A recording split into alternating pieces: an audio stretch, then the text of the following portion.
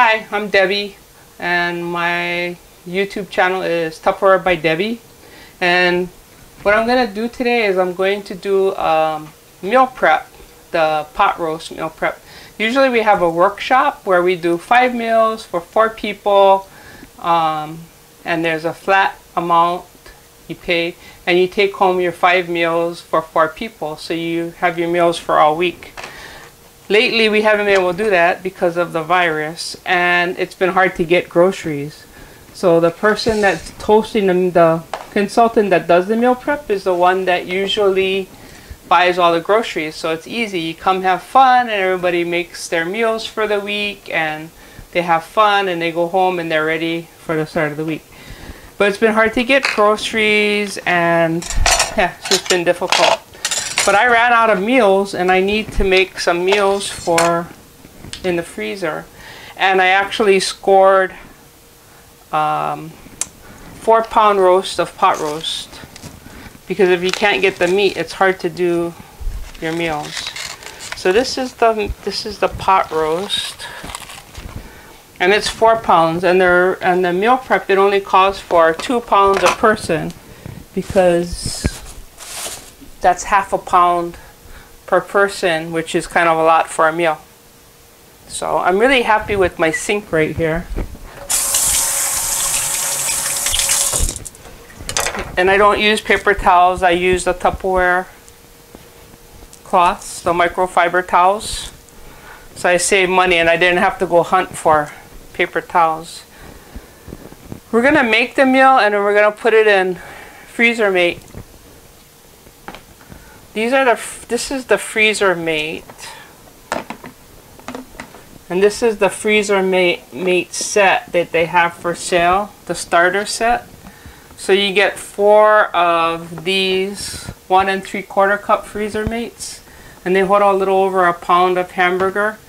And then this one, the pink one, holds about 4 3/4 a cup. So that'll hold a couple pounds of hamburger or beef stew meat. And these little ones hold 4 1/4 cup. So you can put chicken breast, chicken, salmon, whatever you want in them. So these are good. And then they have a large shallow, and that holds 9 3/4 cups. So this one could hold quite a bit of chicken, and it could hold quite a bit of salmon, chicken, salmon, whatever you buy. And this one holds 11 cups. So we're going to use that one because the pot roast is kind of a large item. So what I'm going to do is, you can do this 2 ways. You can bring home things and do it at one time, or you could make a pot roast for dinner tonight and then use the other pot roast for in the freezer. But I already have people coming for dinner, and they're not eating pot roast. We're eating pot roast another night, but I didn't want to pass up. Sometimes they have really good sales. Sometimes you're just lucky that you're able to get some meat. So this is about half a pound.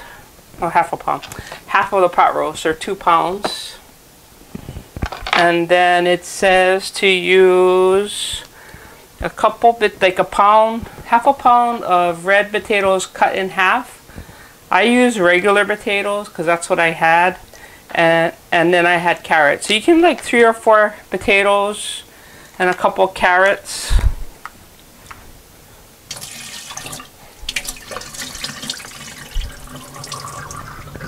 When you do the potatoes and carrots ahead of time, like I did, you have to put water with them, or they'll get all brown and crusty.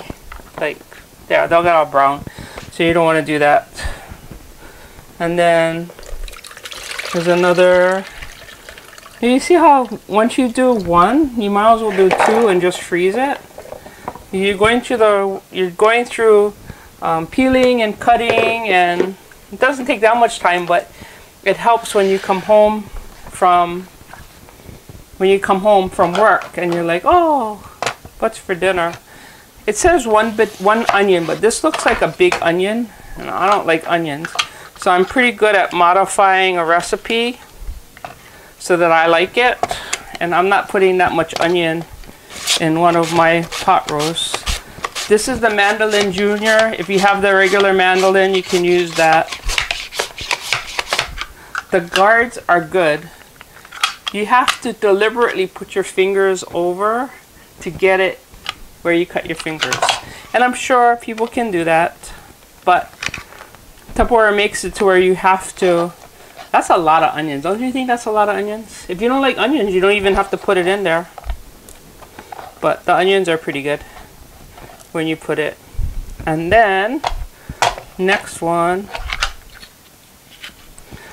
This is everybody going back to work. Everybody going back to school.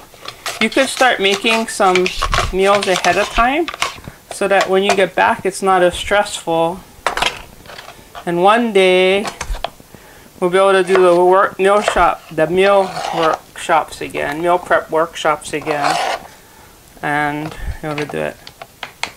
So you have potatoes and carrots, and onion and meat. So now you need the seasoning, and it takes. This is the bowl with the handle. So if you want to mix it, I'm gonna cry because of the onions. Nah. Okay, so you take 2 cups of beef broth, and this was a brand that I've not used before, but it's beef broth. So I'm not sure how different one from another. It smells the same as regular beef broth, but it was half the price as the other beef broth. So that was definitely something that attracted me to it. And the steak and chop seasoning is actually on the internet. You can just type it in, and I make a bunch of it at one time. It has like garlic, onion, salt, different things like that, so that I don't have to make it every time. That's it. The idea is to make this as easy as we can, so we're not spending hours in the kitchen. Although if you like spending hours in the kitchen, 2 tablespoons of apple cider vinegar, 1/4 cup of flour. That kind of thickens it while it's cooking. So let's see, steak and chop seasoning, 1/4 cup flour, apple cider vinegar, beef broth. And this is good because you can hold it and it doesn't slide all over the place. So what I'm going to do is put this in the freezer, just dump it all on top. And then another 2 cups. And this container has 4 cups in it. I think most of them have 4 cups. I usually measure everything, not at all. So I'm trying to set a good example. 1/4 cup of flour, steak and chop,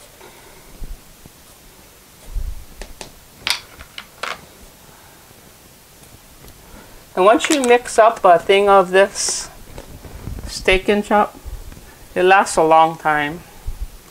And we can do workshops on that too, where everybody comes and they get a container of the Italian seasoning, the steak and chop. There's a bunch of them. You just mix it up.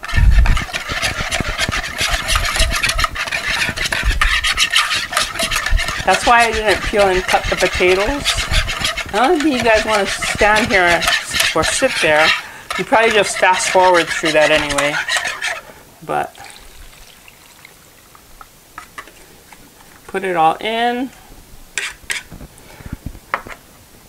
And one thing that's good is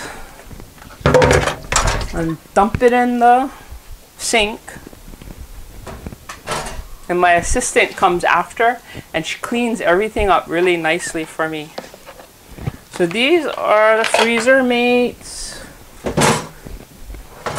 This is a Tupperware cutting board. It has grooves along the edge so that when juice goes, it doesn't go all over the counter. Really nice.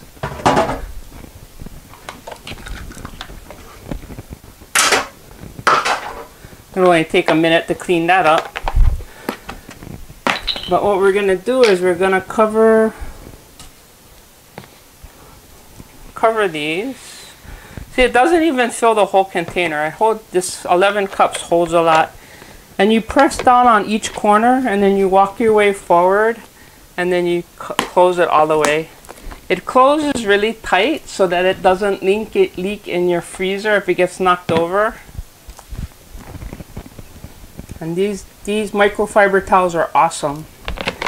I also have Clorox wipe and Lysol wipes because, you'll see, you put one corner on and you walk to the next corner and then you walk to the next corner and you slip it on to make sure it goes on properly.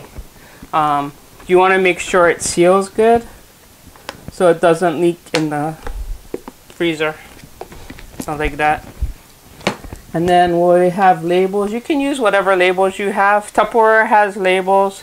It says the date and that it's a pot roast. So I know it's not chuck steak. It's not anything. So that I'm ready to make a pot roast. I don't have to go to the store, buy a pot roast, cut and peel the potatoes, get the onion ready, and mix all the ingredients because it's already done. So this goes in the freezer. The night before, I can take it out and leave it in the freezer, I mean the refrigerator defrosting, and I can throw it in the crock pot, I can throw it in the oven when I get home, or I can throw it in the microwave pressure cooker. You can do all of that with this pot roast. I think you can also cook it in the one pot. Is that what it's called? Instant pot. The Instant Pot.